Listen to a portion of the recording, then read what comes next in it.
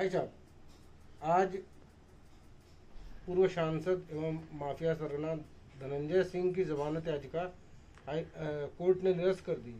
आपने काफी मेहनत की थी और अब रंग लाई है, क्या कहेंगे इस पे? देखिए, सबसे पहले तो मैं बताना चाहता हूं कि न्यायपालिका में मेरी गहरी आस्था है और न्यायपालिका ही एक ऐसा स्तंभ लोकतंत्र का है जहां पर आज भी लोगों के साथ अधिसंख्य संख्या में न्याय हो जा रहा है। और हम आपको बताना चाहते हैं, धनंजय सिंह का आज सुनवाई था।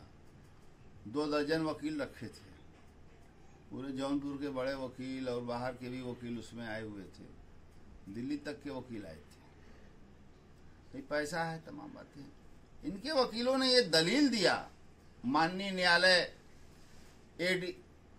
अपर सत्र न्यायाधीश प्रथम के समक्ष कि साहब ये बड़े ही लोकप्रिय हैं, बड़े ही जनता का सेवक हैं। कोरोना काल में ये तमाम जो है खाना पीना दवाई सब बंटवा रहे हैं, ये मदद कर रहे हैं, इसलिए इनके विरोधी इनसे नाराज हो गए, सत्ता पक्ष इनसे नाराज हो गई और उन लोगों ने ऐसे ये फर्जी केस करा दिया।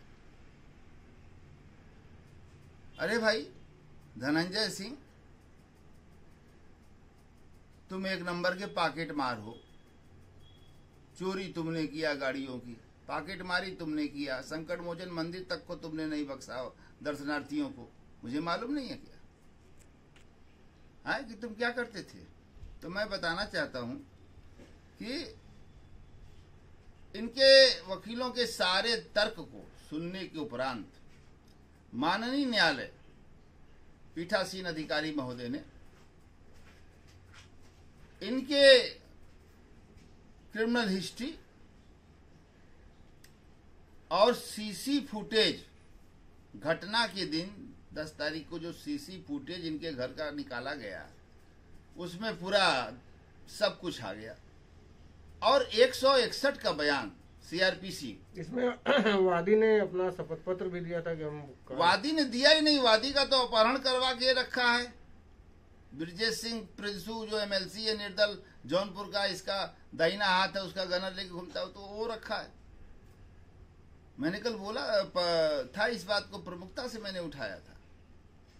अभी मैं वहां के एसपी महोदय जी को, जिलाधिकारी महोदय जी को, एसपी सिटी महोदय को और अपने यहाँ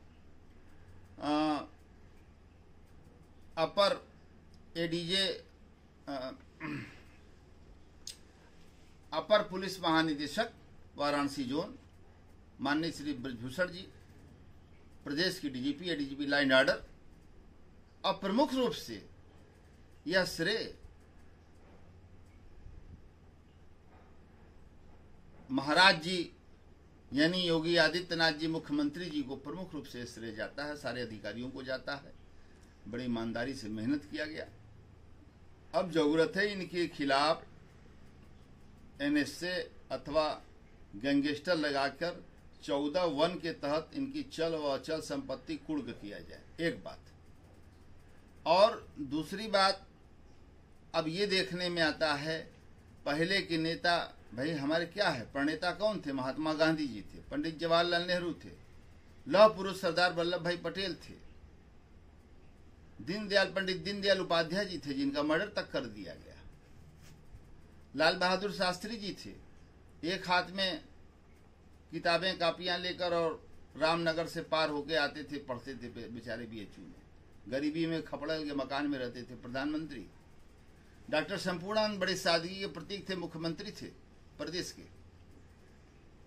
तो मैं ये कहना चाह रहा हूं, अब अब्दुल कलाम आजाद साहब जो हमारे देश के राष्ट्रपति भी थे, तो ये इस तरह के जो लोग थे, इस तरह की जो राजनीति थी, बड़ी स्वच्छ, प्रांजल और किंजल, एकदम ट्रांसपेरेंट पॉलिटिक्स थी, लोकतंत्र मजबूत था।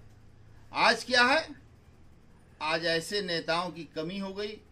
अब इनकी जगह पर क्या है, जितने गुंडे अपराधी हैं, चाहे मुख्तार अंसारी को ले लीजिए, चाहे अतीक अहमद को ले लीजिए, चाहे ब्रजेश सिंह माफिया को ले लीजिए, विनीत सिंह को ले लीजिए, रिंकू सिंह मजमिठिया को ले लीजिए, और पंडित हरिशंकर तिवारी जो जनक हैं अपराध के पूर्वांचल में, खास तौर से उत्तर प्रदेश में, राजा भैया को देख लीजिए, जिंदगी भर जेल काटे और मुलायम सिंह यादव की सरकार में अखिलेश यादव ने बड़ी बेहयाई से जो है जेल मंत्री बना दिया। तो अब ऐसे लोग आ गए हैं राजनीति में जो अवैध धंधों में लिप्त हैं, शराब की तस्करी, कोयला का कारोबार, पीडब्ल्यूडी का ठेका, रेलवे का ठेका, हर टेंडर, हर जगह रंगदारी अलग से लूट रहे हैं ये। तो ये क्या कर रहे हैं कि उस पैसे में से कुछ पैसे खर्च कर दे रहे हैं गरीब जनता पर। जैसे धनंजय सिंह के वकीलों ने बताया कि कोरोना संकट काल में इन्होंने राशन बांटा, खाना बांटा। अरे धनंजय सिंह, तुम खाना बांटे हो, किस लिए बांटे हो? राशन बांटे हो, किस लिए बांटे हो? चुनाव जीतने के लिए वोट चाहिए ना, उसके बदले में बहुत अमूल्यवान वोट है, और इस वोट को खरीदने के आदी हैं मुख्तार अंसारी भी, उनका भी यही काम है। तो जितने ये जनप्रतिनिधि, डाकू उमा शंकर सिंह एक विधायक है, लूटते जा रहा है। आजमगढ़ में 650 करोड़ का काम ले लिया, देखते हैं कैसे करता है, लिखा पढ़ी करते हैं, और इसके खिलाफ इलेक्शन पिटीशन भी दाखिल करेंगे, कोर्ट खुलेगा। तो मैं ये कहना चाहता हूं कि अब चरित्रवान लोग, अब जो है राजनीति में वो लोग, वो समय चला गया। पंडित अटल बिहारी वाजपेयी साहब को देख लीजिए, एक पैसा का कोई मतलब नहीं, आप देख लीजिए। आप हमारे देश के प्रधानमंत्री जी को देख लीजिए कि कितने कर्मठ हैं, और 3 घंटा 3.5 घंटा सोते हैं, बाकी काम कर। मैं भी रात भर जागा हूँ, सोया नहीं हूँ। मैं भी जितना हो सकता था उतना मैंने काम किया, वहाँ वकील भी मैंने भेजा, खड़ा किया, सारी चीज़ें। तो बचपन से मेरा ये रुझान रहा है। ये क्या फोटो भी झूठ बोलेगा? ये मेरी क्रांति वीरता का प्रतीक है। मैं इतना छोटा था, 16 साल की अवस्था में ये फोटो है, और देख लीजिए कि इंकलाब जिंदाबाद कर रहे हैं।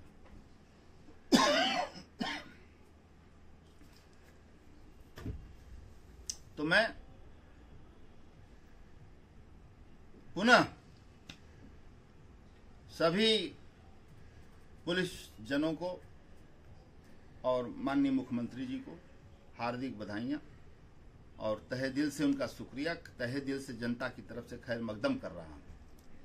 और कहना चाह रहा हूँ, महात्मा गांधी अमर रहें, सुभाष चंद्र बोस अमर रहें, चंद्रशेखर आज़ाद अमर रहें, अशफाकुल्ला खां अमर रहें, अबू कलाम आज़ाद अमर रहें, डॉक्टर राजेंद्र प्रसाद अमर रहें, डॉक्टर संपूर्णानंद अमर रहें, डॉक्टर लाल बहादुर शास्त्री जी अमर रहें, भगत सिंह, सुखदेव, राजगुरु अमर रहें, शहीद उधम सिंह अमर रहें, और अबू कलाम आज़ाद साहब अमर रहें। नौशेरा बॉर्डर पे पाकिस्तानी सैनिकों के हाथ गोली खाए ब्रिगेडियर उस्मान अमर रहें। और मैं अपनी वाणी को विराम देने से पहले मैं ये कहना चाहता हूँ, न्यायपालिका जिंदाबाद, न्यायपालिका जिंदाबाद, न्यायपालिका जिंदाबाद। सत्यमेव जयते, सत्य की ही जीत है, सत्य की ही जीत है। सत्य परेशान हो सकता है, पराजित नहीं हो सकता है। और मैं वादा कर रहा हूँ आप लोगों से, और आपके लोगों के माध्यम से मैं देश की जनता को बताना चाहता हूँ कि इसी मुकदमे में धनंजय सिंह की जमानत हाई कोर्ट ही नहीं, सुप्रीम कोर्ट तक से मैं खारिज कराऊंगा। और जवाहर जायसवाल, सेठ जवाहर जायसवाल से और विजय जायसवाल जो ये सेठ हैं शराब के कारोबारी, 1 नंबर के ये सब बदमाश हैं, इनसे भी ज़्यादा दिन रखूंगा इनको जेल में। इनकी ज़िंदगी जेल ही में बीत जाएगी, ऐसे आप समझ लीजिए। मैं ये वादा कर रहा हूँ जनता से, आपके माध्यम से। और सारे हमारे सरहद पर शहीद जवान अमर रहें। किसान, जय जवान जय किसान। और chief justice of India justice Bobde जिंदाबाद रहें। और